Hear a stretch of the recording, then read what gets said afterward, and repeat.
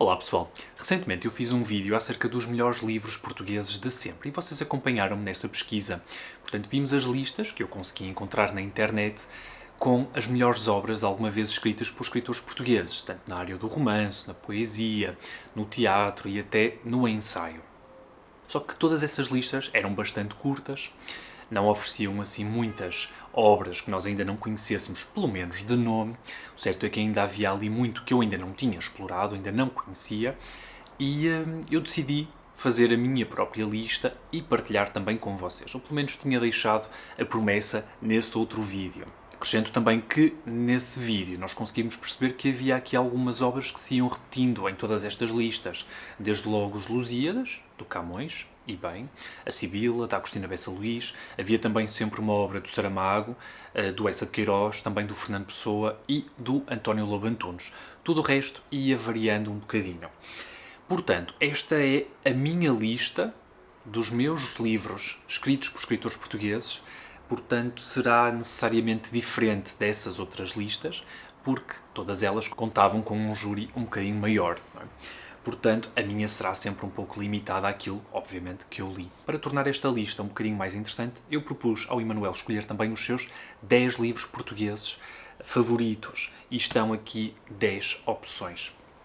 Claro que isto podia ser uma lista bem maior, mas também ia estar aqui muito mais tempo. Portanto, vou começar com a minha. E começo a minha lista com Eça de Queiroz, um escritor que estava presente em todas as listas que nós víamos.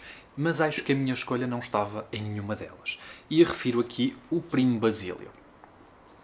Esta é uma obra do Eça de Queiroz, relativamente curta, bastante acessível, que vai debater aqui o tópico do adultério, da traição, neste caso no feminino. Adorei e achei sensacional. Na verdade, o livro começa logo com uma troca de palavras entre o casal, portanto, entre a Luísa e o Jorge, que são personagens inesquecíveis. E junta-se aqui, obviamente, também a Juliana, que é a governanta da casa, e também, não é, o Basílio, como não podia deixar de ser, que é quem inaugura aqui a infeliz desdita da Luísa, aqui a sua saga. Creio que está a par dos Maias, com a minha obra favorita do Eça de Queiroz, mas felizmente ainda tenho mesmo muito para ler.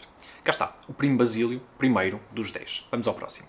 O próximo livro é um livro que eu já falei bastante no canal, já foi resposta para muitas tags, que é o livro do Carlos de Oliveira, Uma Abelha na Chuva. Ele é bastante curtinho e, por esse facto, li-o apenas num dia, ou melhor, numa noite de chuva, precisamente. E a chuva acompanha muito bem esta leitura. Foi um livro que me surpreendeu bastante, tem um início que eu considero algo cómico e termina de forma bastante trágica. Este livro levou-me a querer conhecer tudo o que alguma vez foi publicado por Carlos de Oliveira. É um romance, como eu já disse, bastante curtinho. Acho que deveriam dar uma oportunidade. É maravilhoso. Okay? Uma Abelha na Chuva, Carlos de Oliveira. Mais um excelente livro português. À semelhança ali do Eça de Queiroz, um escritor que estava sempre presente em todas as listas que nós vimos, era o único escritor a vencer o Prémio Nobel de Língua Portuguesa. Portanto, José Saramago. E eu escolhi este, O Ano da Morte de Ricardo Reis. É um pouco estranho justificar aqui a minha escolha. Até porque eu já li alguns livros do Saramago e, curiosamente, quando terminei este livro, este não foi um livro ao qual eu tivesse dado 5 estrelas no Goodreads. Portanto, eu não o classifiquei com a classificação máxima. Mas é aquele livro que me fez pensar e que trago comigo. É um livro de poucos acontecimentos. É um livro bastante terno. Também acaba por ser uma homenagem à capital, portanto, a Lisboa. Até porque aqui o nosso Ricardo Reis, heterónimo do escritor e poeta Fernando Pessoa, vagueia por toda a cidade. E a minha edição até vem com um mapa. Creio que não está aqui, mas vem com um mapa de Lisboa. É um livro do qual eu gosto bastante e que um dia, certamente, irei reler. Fiquei também contente de perceber que foi este livro que levou Pilar a querer conhecer este escritor português. E depois daí ter iniciado então uma relação tão bonita com o nosso Saramago. Mas fica complicado escolher o meu Saramago favorito. Eu ainda não li o Ensaio sobre a Cegueira, é um livro que tenho por ler, mas já li, por exemplo, o Evangelho segundo Jesus Cristo, já li As Intermitências da Morte, já li o Todos os Nomes, Homem Duplicado, este, também li o Caim, mas sim, creio que de todos este acaba por ser o livro com a proposta mais desafiante, mais interessante e também creio que é o livro mais subtil do Saramago. E isso conta muito. Portanto, fabuloso. O Anda Morte de Ricardo Reis e, como não podia deixar de ser, Saramago na minha lista. Continuo com um grande português, talvez o português mais internacional de todos, depois de Saramago, enquanto escritor, Fernando Pessoa, e não tendo lido a totalidade do livro de Desassossego, incluo aqui o Mensagem. Portanto, o poema patriótico que Fernando Pessoa publicou em vida, a única obra que terá publicada em vida, uma homenagem aqui para Portugal. Este livro conta com uma introdução muito boa e mostra como é que este livro também foi planeado e em que contexto é que se inseriu aqui a publicação deste livro. Na verdade, Fernando Pessoa estava a concorrer para um concurso. Por acaso já não me lembro se ele chegou a vencer o concurso ou não, mas sei que na altura terá sido aqui uma proposta por António Ferro. Exatamente. Portanto, este seria um concurso literário para o prémio Anteiro de Quental e António Ferro, que seria um grande salazarista e responsável também por toda a parte de propaganda do regime ditatorial de Salazar, era um grande amigo de Fernando Pessoa, desde os tempos da revista Orfeu, e terá convidado Pessoa a participar neste prémio literário Anteiro de Quental. Cá está. Não consegui ler aqui tudo nos momentos em que estava aqui a falar com vocês, mas creio que não venceu, mas mesmo assim teve direito a um prémio monetário. E, como é lógico, é sem dúvida o grande poema do século XX, escrito em português, Mensagem. Acho que vale mesmo muito a pena ler. É lógico que para perceber o que está aqui é necessário ter alguma bagagem histórica, perceber de quem é que Fernando Pessoa está a falar, especialmente dos poemas específicos, portanto, que se referem a determinadas figuras da monarquia ou até heróis de guerra, como Nuno Álvares Cabral ou algo assim do género, o Vasco da Gama, que também é considerado um grande herói português. Enfim, é um livro que requer também esse tipo de conhecimento para conseguir apreciar por completo todos estes poemas. E é formidável. Se vocês não conhecem ainda o Mensagem de Fernando Pessoa e querem conhecer, no canal vocês têm uma gravação de todos os poemas, tudo separadinho, e conseguem, portanto, assistir à leitura de todos os poemas. O próximo livro é um livro que era mencionado, penso que em todas as listas que nós vimos, que é A Sibila, de Agostina Bessa Luís. Foi o meu primeiro, e até agora único, contacto com esta escritora portuguesa. Surpreendeu-me muito. É uma escrita densa, mas ao mesmo tempo bastante compreensível, e eu talvez estava à espera de algo bem mais complicado. E não é nada disso, é uma história bastante terna que vai acompanhar aqui a vida de uma personagem, a feminina em particular. Em certos momentos é uma história bastante triste. Este livro é escrito com muita mestria e, obviamente, que vale a pena ler. Eu já tinha este livro desde os tempos da Feira do Livro do Porto, em que a Agostina Bessa Luís foi a escritora homenageada. Portanto, já há mesmo muito tempo que ele morava nas minhas estantes por ler e foi lido 2021, 2020, por aí. E gostei mesmo muito. Continuo com um livro que já falei várias vezes aqui no canal e que também tenho opinião, caso vocês quiserem conhecer, que é um livro de Jorge de Sena, Sinais de Fogo. É um livro de Jorge de Sena muito autobiográfico, apesar de ser um romance, em que temos um personagem chamado Jorge, que vai para umas férias de verão na Figueira da Foz, para a casa de uns tios, e que se descobre poeta e ao mesmo tempo vai interagir ali com um grupinho de amigos e vão ter aventuras bastante estranhas e vai se apaixonar, como não podia deixar de ser. É um livro maravilhoso, bem grande, muito denso, aqui também com algum fundo histórico. Portanto, temos aqui o início da instauração do Estado Novo, também é um aspecto importante que vai influenciar aqui muito do que se passa e do destino de alguns personagens. Mas é um livro formidável. Mesmo muito bom. Okay?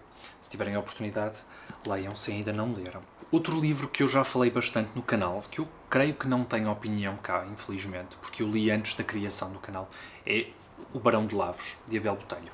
Por acaso tive várias pessoas que leram este livro, por recomendação minha, umas que gostaram mais, outras que gostaram menos, como é lógico. O Abel Botelho tem uma escrita muito peculiar, é muito erudito, apesar de tudo não é difícil ler este livro, e é um livro que, sendo considerado o primeiro romance de cariz homossexual, escrito em português, ele é um livro que pode ser entendido de outra forma.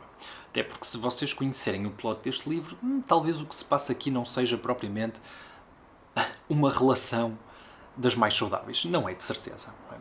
Portanto, é um livro violento, é um livro bastante dramático. Aqui o Barão de Lavos, não vou contar, não vou revelar absolutamente nada, mas felizmente existe esta edição. Tenho pena que não exista uma editora um pouco maior que consiga fazer divulgação deste livro, até porque aqui a Mel Editores não está muito presente nas livrarias, infelizmente. Este é um livro que eu consegui na Feira do Livro do Porto. Tenho uma pequena coleção desta editora chamada Grandes Clássicos da Literatura Universal e ainda existem uns quantos que eu quero, mas felizmente apostei aqui no Abel Botelho sem conhecer absolutamente nada, até porque estes livros não têm qualquer tipo de sinopse, e li-o às cegas e adorei, achei sensacional. Entretanto, comprei um outro livro do Abel Botelho, num alfarrabista, e já não vos sei dizer o título.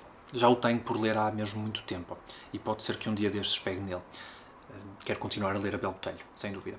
Ele é um escritor disponível no projeto Adamastor. Portanto, se vocês tiverem algum tipo de aparelho eletrónico, como onde ter, com certeza, um telemóvel serve perfeitamente, mas se tiverem também um e-reader, algo assim do género, vocês conseguem fazer download do ficheiro e ler o livro sem qualquer problema. O Projeto Adamastor dispõe de várias obras escritas em português, cujos direitos de autor já caducaram. Portanto, têm sempre acesso a estes livros e o Abel Botelho está disponível. Vamos para o 7º livro. E, na verdade, este é um livro que reúne vários livros. Não tendo lido ainda a totalidade da poesia, eu já entrei em contacto com todos estes contos, e refiro-me aos contos infantis de Sofia de Melbrainer Anderson. Não há nada que se lhe compare em termos de literatura infantil. Eu cresci com Sofia, eu cresci com as histórias dela, desde logo a Fada Oriana, que me era lida repetidas vezes quando eu tinha cerca de 4, 5 anos no jardim de infância. Era uma história muito querida. Também O Cavaleiro da Dinamarca, um pouco mais tarde, já no básico, foi um livro que nós exploramos muito, especialmente nas aulas de português, mas, acima de tudo, a Fada Oriana. É uma história da minha infância, uma história que eu conheço mesmo muito bem, e durante muito tempo conheci apenas na voz da minha educadora de infância, a Lili, que nos lia esta história em particular vezes sem conta. Depois, anos mais tarde, tive a oportunidade de ler todos os contos da Sofia da Biblioteca Almeida Garrett e adorei essa experiência. Não é nada de muito exigente, como onde compreender são contos infantis, mas é impressionante. São de uma riqueza linguística, criativa, formidáveis. Tanto que depois vocês, se forem do Porto, conseguem ir ao Jardim Botânico do Porto, que era a antiga casa de Sofia de Melbrainer, e explorar os espaços onde ela cresceu, onde ela se inspirou para depois escrever estes contos. E existem alguns que são realmente retirados desses locais em redor da sua grande mansão. Eu nem consigo imaginar o que terá a ser crescido numa casa com uns jardins paradisíacos daqueles, e claramente ela tinha oportunidade para deixar vaguear a sua mente e sentir-se inspirada. E uma pessoa assim, como não podia deixar de ser, com, obviamente, todas essas benesses da vida, obviamente que teria de dar escritora. E assim aconteceu. Portanto, incluo aqui os contos infantis da Sofia de Melbrainer, apesar de esta edição conter ainda outro género de contos, como por exemplo os contos exemplares e também alguns ensaios. Gosto muito destes contos da Sofia. Continuo com um grande, também, da literatura portuguesa, que morreu muito novo, infelizmente, porque caso contrário, teria escrito muito mais, estou seguro disso, que é Júlio Diniz, com Os Fidalgos da Casa Mourisca. Este é o meu Júlio Diniz favorito, até agora, e já li então este, A Morgadinha dos Canaviais e As Pupilas do Senhor Reitor. Ainda me faltam uns quantos para terminar a obra de Júlio Diniz, para depois, assim que terminar, poder relê-la. E até agora, este é o meu favorito. Conta uma história bastante triste, mas tem personagens sensacionais, de uma pureza elevadíssima e ao mesmo tempo que me mostra uma realidade que, apesar de tudo, me é familiar. Eu cresci e venho de uma aldeia, portanto, muito do que o Júlio Diniz aqui debate acerca das preocupações de trabalhar a terra, dos morgadios, das injustiças que muitas vezes ocorrem entre o trabalhador e o seu patrão, coisas assim do género, orgulhos, é algo que me é bastante familiar, este ambiente um bocadinho mais provinciano que ele relata. E é um livro tão terno, tão amoroso, tão trágico também aqui, mais para o fim. É sensacional. E Júlio Diniz é sempre maravilhoso. Tudo o que li dele, eu adorei. E, como é lógico, vou querer continuar para assim depois poder reler as suas obras. Lembro-me de há muito tempo dizer que Júlio Diniz é a Jane Austen da província. E acho que sim, acho que o Hugo do passado não estava assim tão enganado. É de facto tão bom quanto a Jane Austen e merece ser lido. Não devemos deixar Júlio Diniz cair no esquecimento. E agora a representar algo um pouco mais contemporâneo, como não podia deixar de ser, tenho o meu favorito, Pode um Desejo Imenso, do Frederico Lourenço, a edição antiga da editora Cotovia, mas que entretanto já teve uma reedição pela Quetzal. Este é um livro que vai falar de um professor universitário que se vai apaixonar por um estudante, ter aqui uma relação proibida, não que essa relação se concretize, isso eu já não vou dizer, já não vou revelar, mas o livro é muito, mas muito, muito mais do que isso. É uma homenagem à poesia de Sofia, é uma homenagem à poesia de Camões, sobretudo. É também uma grande caricatura do ambiente universitário, que é algo que eu gosto particularmente, e está escrito de uma forma belíssima. Este é, sem dúvida, um dos grandes romances portugueses dos últimos tempos. Penso que esteve um pouco esquecido e agora acho que já encontrou o seu público, o público que merece. Portanto, se tiverem a oportunidade, mais uma vez, leiam-no.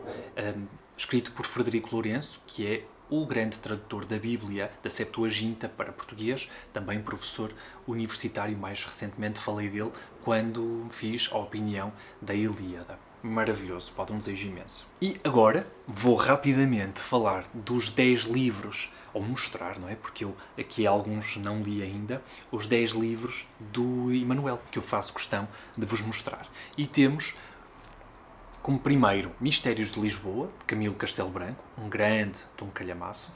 Na verdade, ele já tinha uma edição e fiz questão de comprar esta edição de book cover, parece-me um bocadinho mais prática de ler, até porque a outra edição seria bastante pesada. E tenho mesmo muita curiosidade de ler este livro, até porque ele foi inspirado num outro livro que nós também já temos, que é O Mistérios de Paris, que é um livro que, por acaso, o Henry Miller, nos livros da minha vida, falava bastante e muito bem. Portanto, um dia, certamente, irei ler aqui o Mistérios de Lisboa, que inspirou também um filme, que eu agora não vos sei dizer qual é o realizador. Digam-me se já leram este livro. E, obviamente, eu não tive Camilo Castelo Branco na minha lista, porque eu não li assim tanto Camilo quanto isso, li apenas O Amor de Perdição e um outro conto que estava naquela coletânea do Vasco Graça Moura, dos melhores contos portugueses de sempre. Li o primeiro conto do Camilo Castelo Branco, por acaso tenho aqui a opinião. Não se pode falar em literatura portuguesa sem referir Camilo Castelo Branco, que foi tão prolífico. Depois um livro que o Emanuel tece bastantes elogios, que é o Viagens na Minha Terra, de Almeida Garrett. Não conheço, mas o Almeida Garrett era maravilhoso e era um homem multifacetado, como eu referi também no vídeo anterior. Não estou certo de eles terem incluído algum livro do Almeida Garrett em alguma das listas, creio que não. Acho que foi um escritor português que ficou um bocadinho esquecido e talvez mereça um lugar de destaque. Era um grande escritor, este acaba por ser um dos seus maiores livros, mas ele também se destacou no teatro, na poesia, era um grande crítico literário também.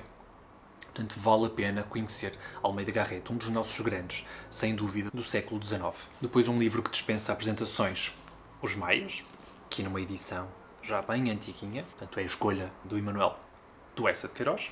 Depois a escolha do Saramago. Era um livro que eu também poderia perfeitamente escolher, que é o Todos os Nomes. Maravilhoso este livro, é mesmo de uma ternura quase avassaladora. E uma ideia também fantástica aqui do Saramago. assim muito rapidamente, é um livro que vai falar de um homem que trabalhava na Conservatória Geral do Registro Civil e depois vai andar numa busca incessante por uma pessoa. E é mesmo muito bom, todos os nomes.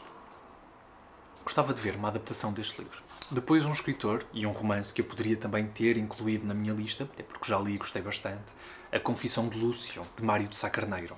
Contemporâneo, também de Fernando Pessoa, aliás, um grande amigo de Fernando Pessoa. E este aqui, um dos grandes romances esquecidos, talvez, e muito pouco lido nos dias de hoje, mas que vale mesmo muito a pena.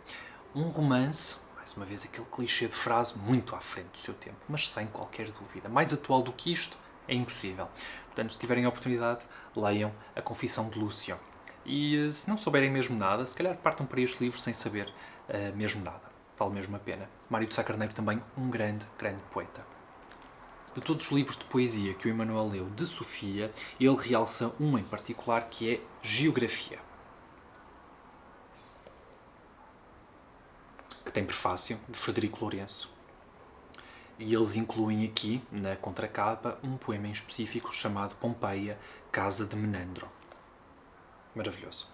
O António Lobo Antunes é o escritor favorito do Emanuel e eu apenas li o Memória de Elefante, que é o primeiro livro que ele alguma vez publicou, e para destacar este escritor, ele escolheu um livro bastante recente, que é o Da Natureza dos Deuses. Portanto, temos duas edições, na verdade temos mais, mas temos aqui esta, em capa dura, até porque os livros do António, de momento, saem sempre em capa dura e em capa mole. Cá em casa o António é só conhecido como António, toda a gente sabe a quem é que nos referimos. Portanto, temos aqui o António e o Da Natureza dos Deuses em paperback. Este, do que sei, é um livro que se vai debruçar, de forma ficcional, sobre a família Espírito Santo. Uma família bastante problemática. José Cardoso Pires é outro grande escritor favorito do Emanuel e aqui temos Alexandra Alfa como a sua obra preferida e como um escritor a dar destaque entre os grandes escritores portugueses de sempre. Portanto, do José Cardoso Pires li muito pouco, li apenas o De Profundis, uma valsa lenta. Creio que nem a opinião trouxe aqui para o canal, mas fiz um post no Instagram com um pequeno texto, um livro que me entristeceu, é um livro mesmo muito triste. Este aqui, como é lógico, eu não sei do que trata, mas acaba por ser um dos romances mais gorduchos aqui do José Cardoso Pires. Portanto, fica aqui a recomendação. Alexandra Alfa.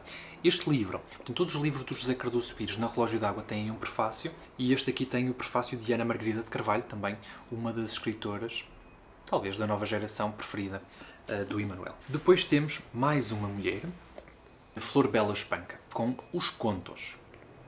Não li esta edição, mas tenho um conto lido por mim da Flor Bela Espanca, se vocês quiserem conhecer.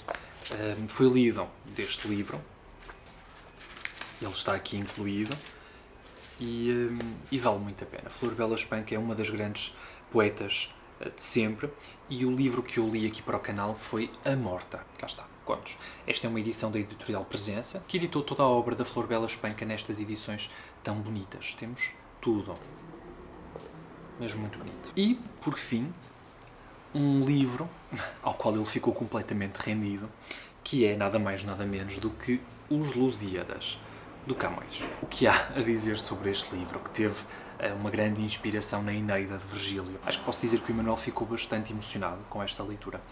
Uma leitura que o marcou bastante e que talvez o indigne no facto de não ser tão lido fora do contexto escolar. E é um livro que realmente merece ser lido e um dia lá chegarei. Fora então desse contexto escolar, não conto essas leituras como leituras, não que não sejam válidas, não é? Mas não foi lido no meu tempo, digamos assim, foi lido por obrigação e um dia será lido, mas pretendo ler os épicos por ordem. Também não, se calhar não falta assim tanto. E espero ainda estar a fazer vídeos no canal quando lá chegar. Sintam-se convidados a deixarem as vossas listas nos comentários. Espero que tenham gostado, que algum livro vos tenha suscitado curiosidade e deem uma oportunidade a escritores portugueses. Nós temos bastantes escritores portugueses de qualidade na área do romance, na poesia, no teatro e eu falo de mim, tenho um grande caminho a percorrer ainda, quero conhecer os grandes, tenho imensa curiosidade, há tantos escritores que eu ainda não conheço, Acho lamentável não ter chegado ainda a esses escritores e ter dado uma oportunidade a estrangeiros antes de ter dado uma oportunidade aos nossos. Portanto, mais uma vez, sintam-se convidados a deixar nos comentários a vossa lista dos 10 melhores livros portugueses, e às pessoas que pertencem a outro país, talvez seja interessante vocês deixarem os 10 livros que consideram mais importantes da vossa literatura. Espero que com vocês esteja tudo bem. Eu já terminei um livro, entretanto, o livro do Sándor Márai, As Velas Ardem Até ao Fim, e conto falar dele em breve. Mais uma vez, obrigado por estarem desse lado e vemos então no próximo vídeo. E um bónus para quem chegou até ao fim. Nós já ultrapassamos a barreira dos 2000 subscritores e eu estou a preparar um sorteio especial, ok? Tchau!